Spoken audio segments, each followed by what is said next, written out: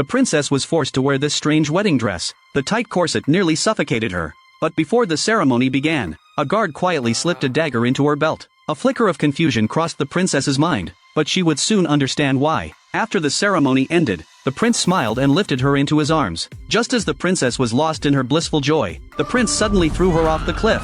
Fortunately, the thick branches below broke her fall and saved her life. Her desperate cries for help echoed through the valley, unexpectedly awakening a slumbering dragon. With a blast of scorching wind, a wave of dragon fire swept toward her. The princess ran for her life, barely managing to hide in a cave, but her ankle got wedged tightly in the rocks. A second wave of flames followed, and she broke free with all her strength, escaping with only a few scrapes and bruises. To survive, she used the dagger to cut off her wedding dress, and wrapped her wounds with the fabric. Then, she raised a torch, and resolutely stepped into the darkness deep within the valley. Soon, she found melting icicles. She tilted her head back and greedily drank the icy water. She had no idea that danger was closing in again. When she suddenly opened her eyes, the icicles had turned into blazing flames. The princess quickly crawled back into the cave, barely avoiding the dragon's attack. In that razor-thin moment between life and death, she accidentally discovered a crack leading to the outside world. However, the rock walls of the crack were covered with sharp crystals. Driven by her survival instinct, the princess tore her wedding dress into strips,